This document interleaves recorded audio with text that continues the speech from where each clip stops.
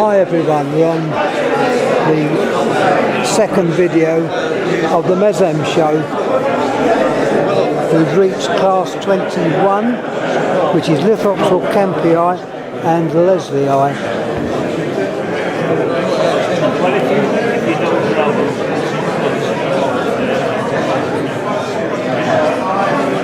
These are very popular lithops.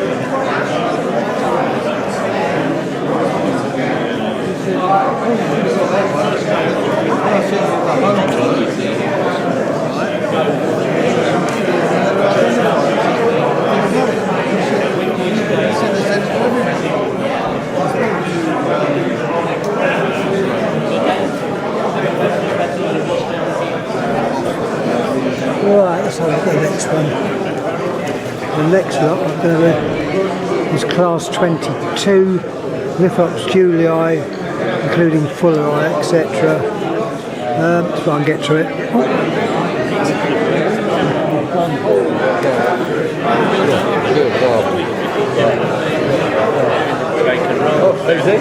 Anyway, I said to him, I can't open this thing he sent me. So he said, I have plenty of papers at the thing. So, of course, this question here, I couldn't open it.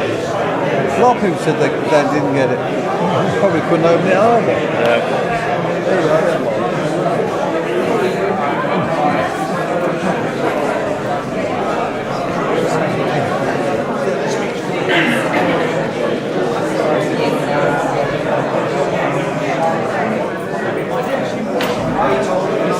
Some beautiful plants here. Look at all those. That's how they grow lithops.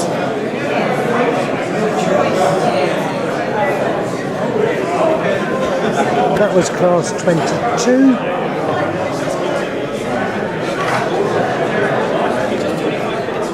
Coming on to class 23, which is Comptonii divergent and allied species. I'm going fairly fast, so if there's anything you want to look at, you can always stop the video and have a little look.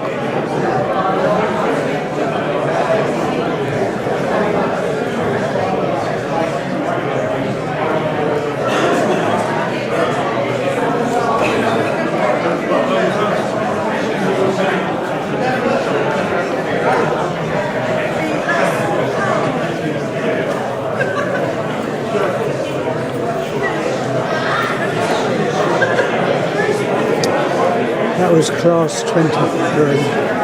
Coming on to 24, we've got Lithops, Nicorium, Colorium, etc.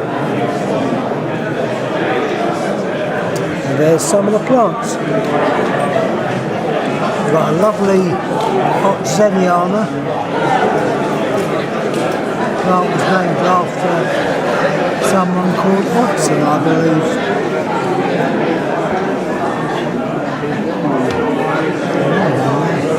Oxeniana is a particularly nice plant. That is 3 of them there. Several forms, but they're all nice. I like Oxeniana. Some youngsters.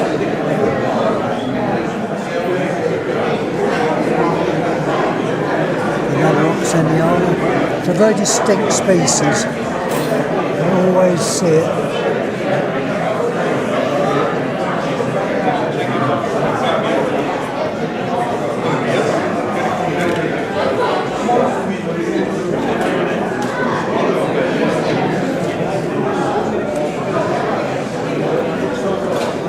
Right, we got class 25, which is, there's the label for those, Gintia Dorothea Norini. All are beautiful species.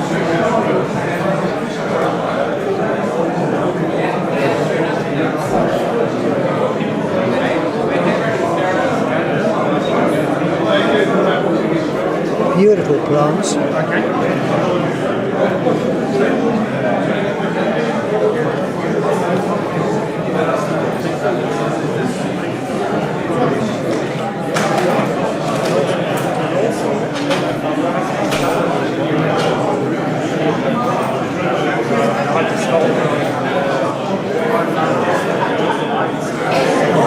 Olivacea.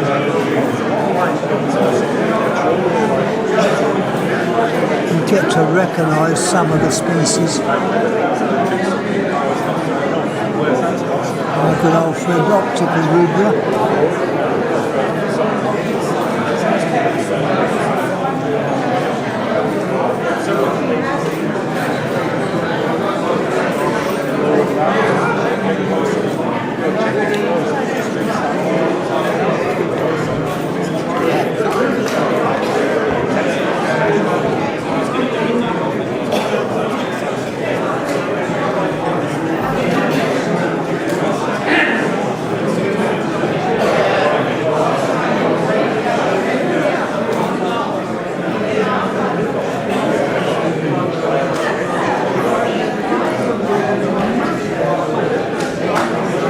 Right, we're coming on to class 26. This is a Gyroderma and a Gyrops. I think they're probably hybrids of a Gyrodopsa, or Gyroderma, which means silver skin.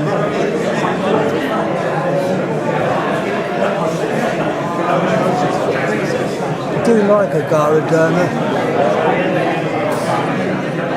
They can split so easily if you overwater them.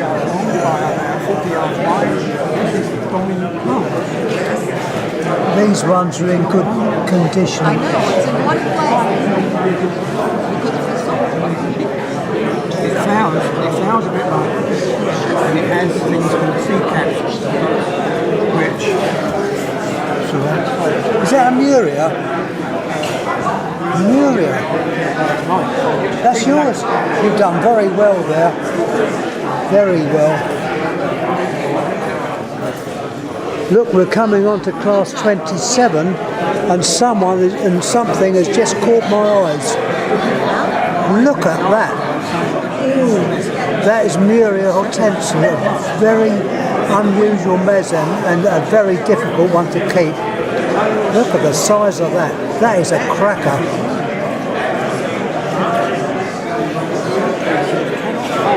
That is a credit to the grower. Muria hortensia. Only whatever lands in that slot would thrive. This is all related to it's Gibeon group. They're all related. 5, 10, 20, 50 miles away by powerful South Africa or a tournament. It carries these with it. And if they land where there's no salt, they don't produce any base. Right? Yeah, I didn't know that. Well, now you know. Now I know. We will go back to that beautiful Muria. You can't get enough of that. Look at that. Thank you. You're the owner, aren't you? You're the owner. The razor from seed. You raised it from seed. There's three plants there. That's it, yeah. They've done very well. But I give it salt regularly. Yeah, they say they like a bit of salt, but I don't know. They've got to have it, they will die. Oh, They can beat the salt. I'm giving everyone a meal. yeah. It's your chance, seeing is believing. I will. How's the kitchen going? Taste it. The gentleman who owns this plant is looking. Oh, Now, put that in your mouth and taste it. You're not going to die. salt. I bet it's salt. It is. Bloody hell. Excuse my French. No, and I put ordinary, I just get the salt cellar, put a little bit round the sides and a little bit in the middle. I don't sprinkle it on the plant, it's a wasted, right? But then when I water it, it dissolves and the roots take it up. Now, having tasted it in the dead leaves, you can accept that the plant uses it as part of its metabolism and it depletes the soil.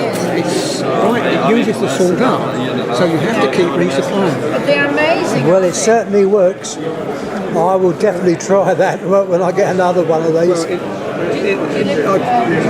Since 2007, it's produced flowers for me twice. And I haven't yet found out what I've done right for that. Well, whatever you're doing the right thing. Well, I'm very pleased. A lot of people. That's a really good plant. Have a look at that beautiful plant. I did. Muria. I know this plant. I've been looking for it. Yes, a beautiful plant. Thank you. That's good.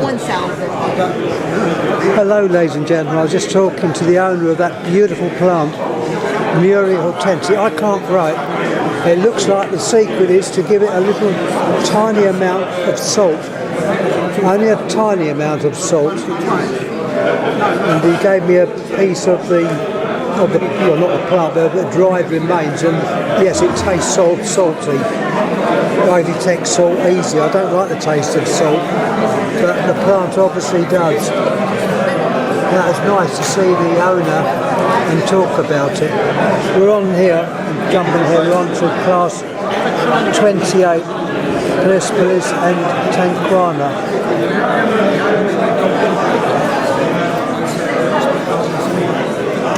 These are nice plants as well.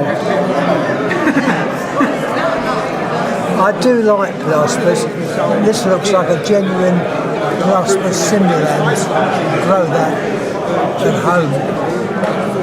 Lucian, I think. Another Tanquana. I remember them when they were just called Plaspas. Some of those are not easy. This one shows all the years of growth with the dried stems.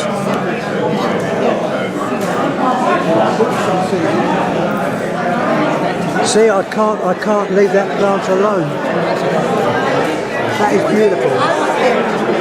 Showing it again. This looks like Glotophyllum oligocarpum. Yes, we're on the Glotophyllums. Class 29. Look at the lovely flowers they have.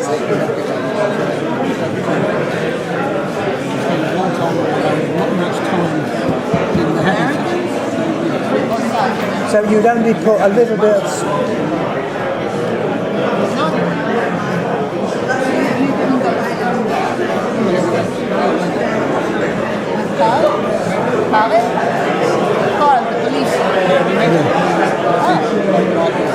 You wouldn't believe me, come with me.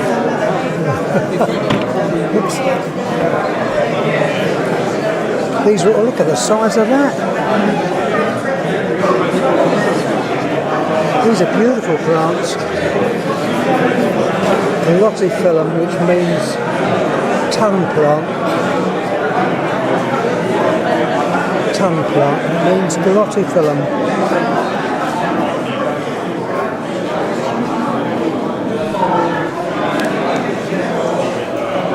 Well, we're coming on to class 30. Drocophilus, Dutintineria, etc., etc. Check the names by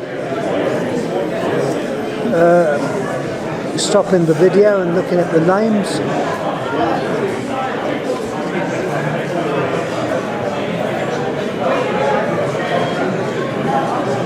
This lot is more of the shrubbier mesems.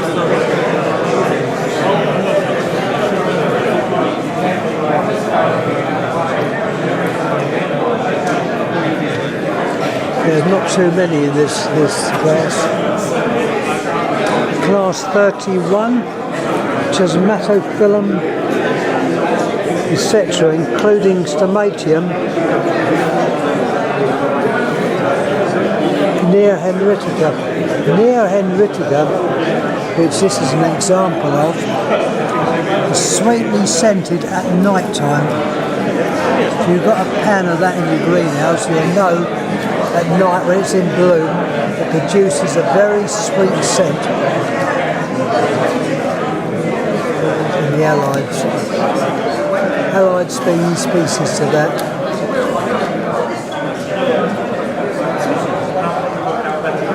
The name Stomatium, which there isn't an example here, means, I believe, little mouth. Stoma, little mouth.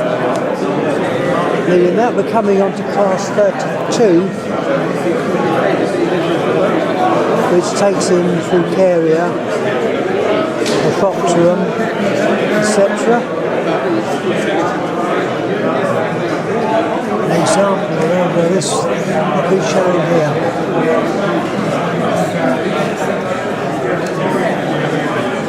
There's also a very interesting one which we'll come to in a minute. It fooled me when I saw it. I immediately said, oh, I'll show you that when I come to it. That's the one. I immediately said, oh, Fucaria candidum, but it's not. It's Boschiana, but it's the form with white flowers. That is a little bit unusual. Boschiana, white flowers.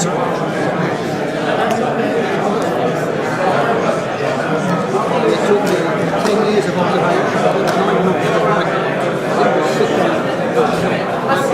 It's serious.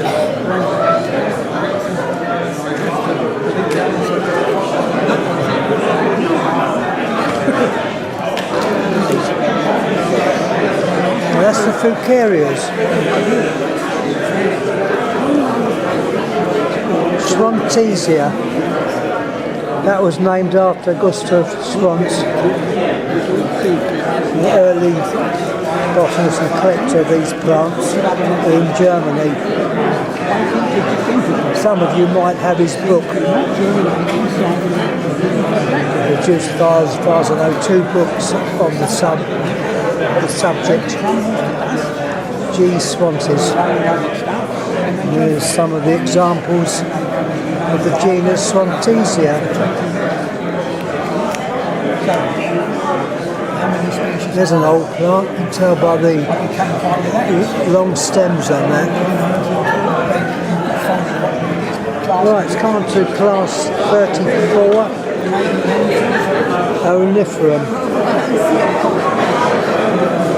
Sericlames, Samophora. A lot of these are like sand-bearing plants.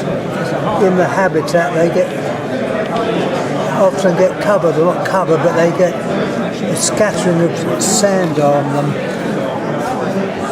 as the name would suggest.